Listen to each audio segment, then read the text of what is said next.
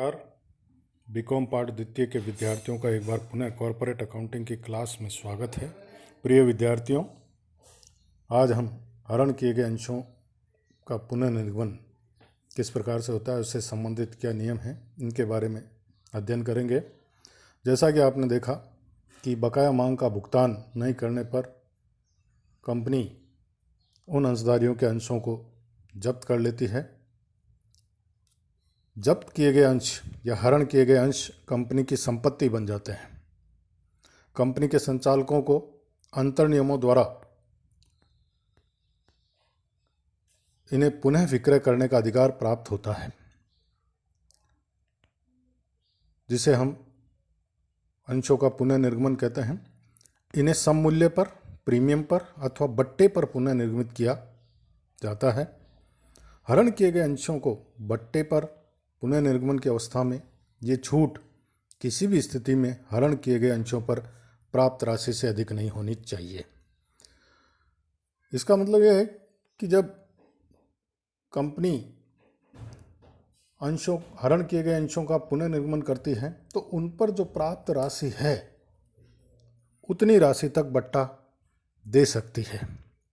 उदाहरण के तौर पर यदि 100 रुपये का एक अंश है जिस पर 60 रुपये पूर्व में प्राप्त हो चुके हैं और 40 रुपये प्राप्त नहीं होने के कारण उनका हरण कर लिया गया था, तो उन अंशों पर पुनर्निर्गमन पर 60 रुपये का अधिकतम बट्टा दिया जा सकता है। यानी जितनी राशि पूर्व में प्राप्त हो चुकी है उतनी राशि तक अंशों के पुनर्निर्गमन पर बट्टा दिया जा सकता है।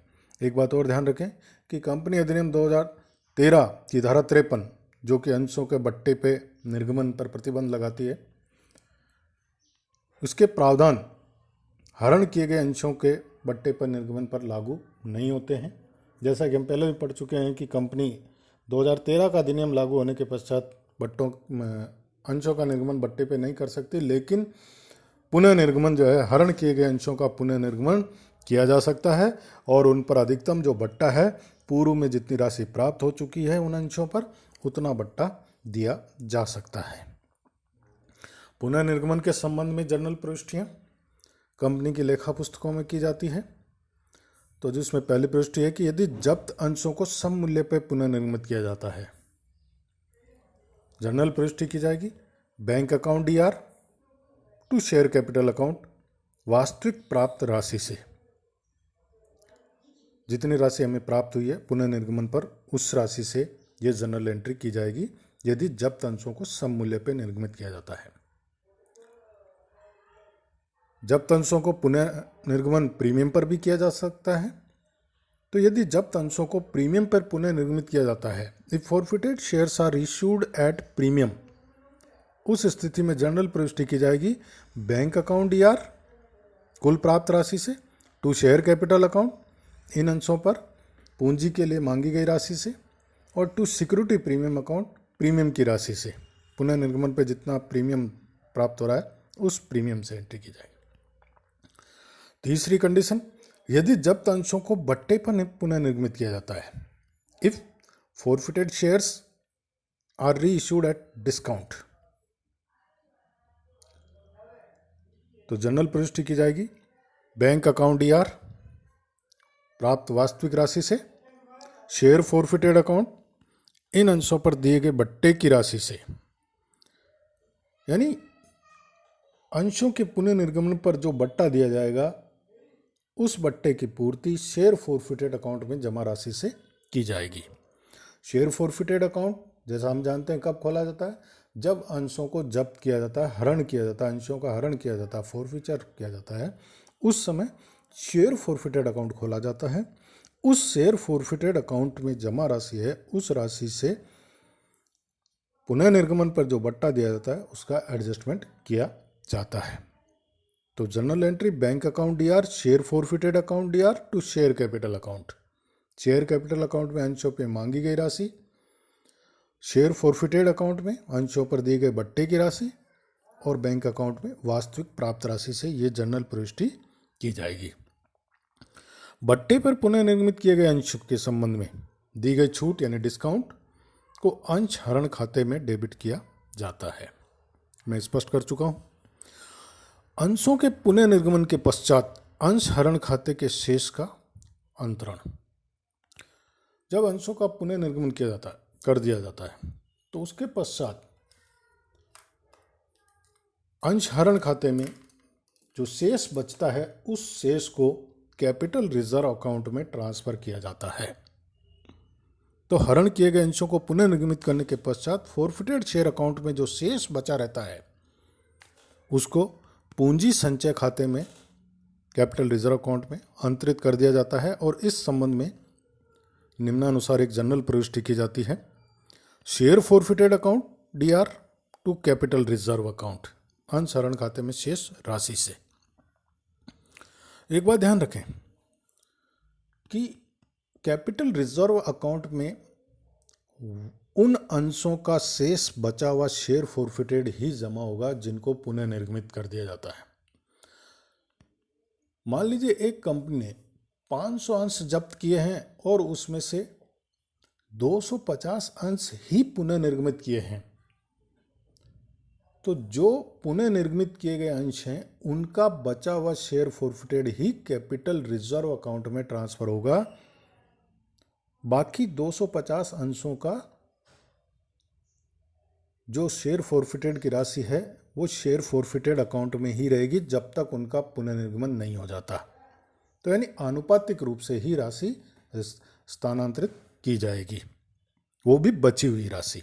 ये ध्यान रखें, हमेशा ध्यान रखने वाली चीज़ है कि जिन अंशों का पुनर्निर्गमन हो जाता है उनका बचा हुआ शेयर फॉरफिटेड, जो शेयर फॉरफिटेड काम आ जाता है वो तो हम यूज में ले लेंगे, और जो बचा हुआ शेयर फॉरफिटेड जो है, चूंकि अंशों का पुनर्निर्गमन हो चुका है तो उनका शेयर फॉरफिटेड जो है वो कैपिटल रिजर्व अकाउंट में ट्रांसफर कर दिया जाता है।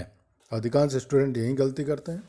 यहाँ आनुपातिक रूप से अगर सारे के सारे अंशों को पुनर्निर्मित नहीं किया जा रहा है, कुछ जब्त किए गए अंशों में से ही कुछ ही पुनर्निर्मित किए जा रहे हैं, तो जो पुनर्निर्मित किए जा रहे हैं उन्हीं अंशों का बचा हुआ शेयर फॉरफिटेड की राशि कैपिटल रिजर्व में ट्रांसफर की जाती है। यह ध्यान रखें।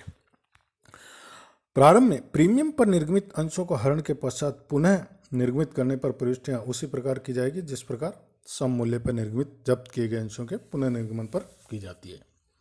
और इसके लिए आवश्यक भी नहीं है कि प्रारंभ में प्रीमियम पर निर्गमित अंशों को हरण के पश्चात प्रीमियम पर ही पुनः निर्गमित किया जाए। ये जरूरी नहीं है कि पहले प्रीमियम पर निर्गमित अंशों को दोबारा प्रीमियम पर ही पुनः निर्गमित किया जाए। तो ये जो जनरल एंट्रीज की जाती है, ये हरण किए गए अंशों का पुनः निर्गमन जब किया जाता है उस समय कंपनी की लेखा पुस्तकों के अंतर्गत की जाती है। एक प्रश्न, छोटा सा प्रश्न हम ले लेते हैं। Bhavana limited forfeited 400 shares at the rate of ₹10 each, ₹8 called up, on which Mr. X had paid application on allotment money of ₹5 per shares. The director decided to reissue the above shares. What entries will be passed in the books of company in the following cases? Conditions A. If all the shares are reissued to Mr. Y for ₹8 per share as ₹8 paid up. Condition B. If 200 shares are reissued to Ram as fully paid up for ₹7 per share. And C conditions. If all the shares are reissued to Prem as fully paid up of ₹12 per shares. यह एक question है कि भावना limited ने 10 रुपए वाले 400 अंशों का हरण किया जिन पर 8 रुपए प्रति अंश मांगे गए थे। ऐसे अंशों पर श्री एक्स ने 5 रुपए प्रति अंश आवेदन और आवंटन की राशि का भुगतान कर दिया था। संचालकों ने उक्त अंशों का पुनर्निर्गमन करने का निर्णय लिया। निम्नलिखित प्रत्येक स्थिति में कंपनी की पुस्तकों में की जाने वाली प्रविष्टियां दीजिए। ए. यदि सभी अंश श्री वाई को 8 रुपये प्रति अंश के हिसाब से 8 रुपये प्रदत्त मानकर पुनः निर्गमित किए हों। बी. यदि केवल 200 अंश 7 रुपये प्रति अंश के हिसाब से पूर्ण प्रदत्त मानकर राम को पुनः निर्गमित किए हों। और स. कि यदि सभी अंश 12 रुपये प्रति अंश के हिसाब से पूर्ण प्रदत्त मानकर प्रेम को पुनः निर्गमित किए गए हों। इन 3 कंडीशंस हैं, यानी 3 परिस्थितियां हैं, 3 प्रश्न हो गए एक तरह से इसमें। तो सबसे पहले जो जनरल एंट्री की जाएगी, अंशों के हरण की प्रविष्टि की जाएगी कि 400 अंशों का हरण किया और उनके ऊपर 8 रुपये अत्यंश मांगे गए, तो हरण की डेट को, तारीख को, तो डेट ऑफ फॉरफीचर्स को जो एंट्री की जाएगी, share capital account DR to share first call account to share forfeited account. चूंकि 8 रुपये मांगे गए 400 अंशों के ऊपर, इसलिए शेयर कैपिटल में 400 × 8 3200 रुपये। शेयर फर्स्ट कॉल इन्होंने नहीं चुकाई, चूंकि इन्होंने 5 रुपये चुका दिए हैं और 3 रुपये इन्होंने नहीं चुकाए। इसका मतलब क्योंकि 8 रुपये ही मांगे गए, 3 रुपये नहीं चुकाए, 400 अंशों के ऊपर फर्स्ट कॉल नहीं चुकाई, इसका मतलब 400 × 3 1200 रुपये। और शेयर फॉरफिटेड में चूंकि 5 रुपये ये चुका चुके हैं, 5 रुपये प्रति अंश से इन्होंने भुगतान कर दिया, तो 400 अंशों पर 5 रुपये के हिसाब से 2000 रुपये की राशि क्रेडिट की जाएगी शेयर फॉरफिटेड अकाउंट में। तो ये एंट्री अंशों के हरण पे की जाएगी। अब री इशू के पुनर्निर्गमन की फर्स्ट परिस्थिति में, पहली परिस्थिति ए परिस्थिति कि यदि सभी अंश श्री वाई को 8 रुपये के हिसाब से पूर्ण प्रदत्त 8 रुपये मानकर पुनर्निर्मित किए गए, तो जनरल एंट्री की जाएगी। क्योंकि 8 रुपये प्रदत्त 8 रुपये मांगे गए हैं और 8 रुपये ही फुल्ली पेडअप मानते हुए इनको जो है वापस री इशू किया जा रहा सममूल्य पर मानते हुए, तो डेट ऑफ री इशू को एंट्री की जाएगी bank account DR to share capital account, और ये राशि होगी 3200 रुपये से। 8 रुपये प्रदत्त मान करके पुनर्निर्गमित किया जा रहा है, इसलिए 8 × 400 प्राप्त। चूंकि सारे के सारे अंश वाई को पुनर्निर्गमित किए जा चुके हैं पहली परिस्थिति में, तो इनका जो शेयर फॉरफिटेड की राशि है वो राशि कैपिटल रिजर्व अकाउंट में ट्रांसफर की जाएगी। सारे की सारी राशि, क्योंकि सारे के सारे अंश पुनर्निर्मित किए जा चुके हैं, अतः share forfeited DR to capital reserve account 2000 रुपये से ही एंट्री की जाएगी, क्योंकि शेयर फॉरफिटेड में 2000 रुपये राशि जमा थी। दूसरी कंडीशन कि इन अंशों को में से केवल 200 अंश 7 रुपये प्रति अंश के हिसाब से पूर्ण प्रदत्त मानकर राम को पुनर्निर्मित किया गया। चूंकि 7 रुपये यानी 8 रुपये मांगे गए थे, 7 रुपये पे किया जा रहा है, इसका मतलब ये बट्टे पे पुनर्निर्मित किए जा रहे हैं। 1 रुपया बट्टा हो गया इसके अंतर्गत। तो बट्टे पे जब पुनर्निर्मित किए जा रहे हैं, जो जनरल एंट्री की जाएगी, इसमें से केवल 200 अंश ही किए जा रहे हैं, 200 अंश पुनर्निर्मित किए जा रहे हैं। तो बैंक अकाउंट DR 1400 रुपये से 7 रुपये प्रति अंश के हिसाब से राम को पुनर्निर्मित किए जा रहे हैं। और टू शेयर फॉरफिटेड अकाउंट, चूंकि 10 रुपये का एक शेयर्स है और 7 रुपये ही मिल रहे हैं, और इसमें 8 रुपये तक बट्टा दिया जा सकता है, तो इसमें 3 रुपये जो है बट्टा माना जाएगा। तो 200 अंशों के ऊपर 600 रुपये से ये की जाएगी, और टू शेयर कैपिटल अकाउंट 2000 रुपये से ये एंट्री की जाएगी। अब शेयर फॉरफिटेड में ट्रांसफर की जाने वाली राशि, सॉरी कैपिटल रिजर्व में, शेयर फॉरफिटेड से कैपिटल रिजर्व में ट्रांसफर की जाए 200 अंशों के ऊपर ही है। 200 अंशों का 600 शेयर फॉरफिटेड यूज में आ चुका है। चूंकि 2000 रुपये जो शेयर फॉरफिटेड में थे वो 400 अंशों के थे, तो 200 अंशों का 1000 रुपये आनुपातिक रूप से आता है। उसमें से 600 रुपये हम री इशू में यूज कर चुके हैं, तो बचेंगे 400 रुपये बचेंगे, तो उसको हम कैपिटल रिजर्व में ट्रांसफ़र करेंगे share forfeited account DR to capital reserve 400 रुपये से। ये केवल जो 200 अंश पुनः निर्मित किए गए हैं उन्हीं का शेयर फॉरफिटेड, बचा हुआ शेयर फॉरफिटेड।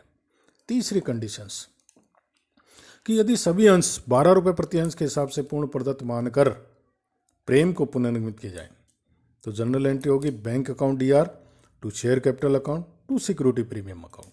चूँकि 10 रुपये का अंश है, 12 रुपये में दिया जा रहा है, 2 रुपये प्रीमियम हो गया। बैंक अकाउंट में 12 × 400 4800 रुपये, शेयर कैपिटल में 4000 रुपये 400 × 10, और सिक्योरिटी प्रीमियम अकाउंट में 400 × 2 रुपये 800 रुपये से ये जनरल एंट्री होगी। और इसमें बात शेयर फॉरफिटेड में बचा हुआ राशि कैपिटल रिजर्व में ट्रांसफ़र के लिए एंट्री की जाएगी share forfeited account DR to capital reserve account. चूँकि सारे अंश पुनर्निर्मित कर चुके हैं, तो शेयर फॉरफिटेड की सारी राशि कैपिटल रिजर्व अकाउंट में ट्रांसफ़र की जाएगी और वह राशि होगी 2,000 रुपये। तो ये अंशों के यानी हरण किए गए अंशों का पुनर्निर्गमन किया जाता है, उस संबंध में ये जनरल प्रविष्टियाँ अलग अलग कंडीशंस में क्या होंगी ये आपके सामने स्पष्ट की गई है। धन्यवाद। ये जनरल प्रविष्टि की जो सॉल्यूशन भी आपको दिया जा रहा है, इसको ध्यान से देखें। कोई प्रॉब्लम हो तो संपर्क करें। धन्यवाद। प्लीज़ वीडियो को लाइक, शेयर और सब्सक्राइब अवश्य करें। Thank you.